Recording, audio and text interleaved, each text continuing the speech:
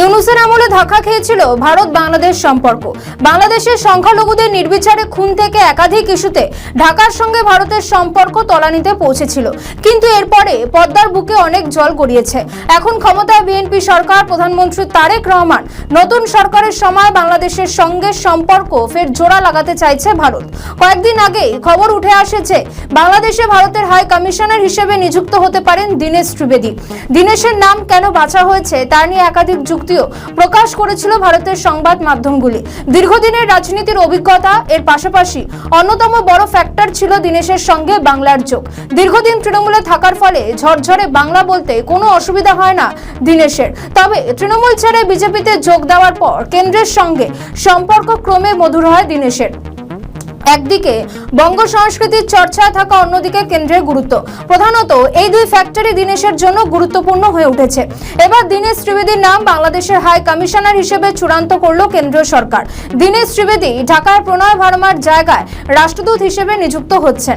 প্রণয় ভার্মাকে ব্রাসেলসে ইউরোপীয় ইউনিয়নে ভারতের রাষ্ট্রদূত হিসেবে নিযুক্ত করা হয়েছে। দীনেশ ত্রিবেদী ইউপিএ জোট সরকারের আমলে তৃণমূল কংগ্রেসের সদস্য হিসেবে কেন্দ্রীয় রেলমন্ত্রী এবং স্বাস্থ্য পরিবার কল্যাণ প্রতিমন্ত্রী হিসেবে দায়িত্ব পালন করেন। এরপর 2021 সালে 12 ফেব্রুয়ারি তৃণমূল থেকে পদত্যাগ করে 6 মার্চ বিজেপিতে যোগ দেন। তারপর থেকে বিজেপিতেই রয়ে গিয়েছেন তিনি।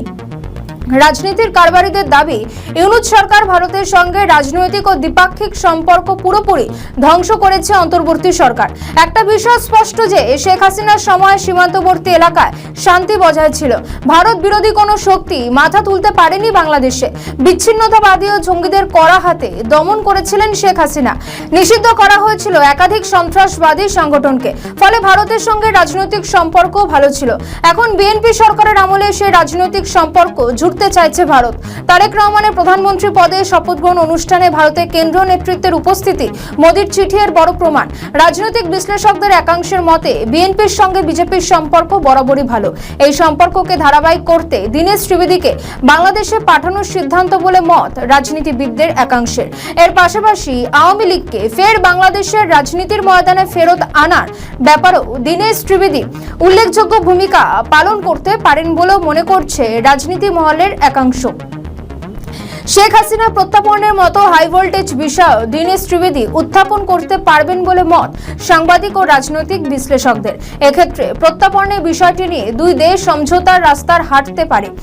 ভারত সফরে বাংলাদেশের বিদেশমন্ত্রী খলিলুর রহমানের সময় হাসিনার প্রত্যাপনের বিষয় কোনো সদর্থক আলোচনা হয়নি। কবে হাসিনাকে ভারত ফেরত পাঠাবে তাও এখনো স্পষ্ট নয়।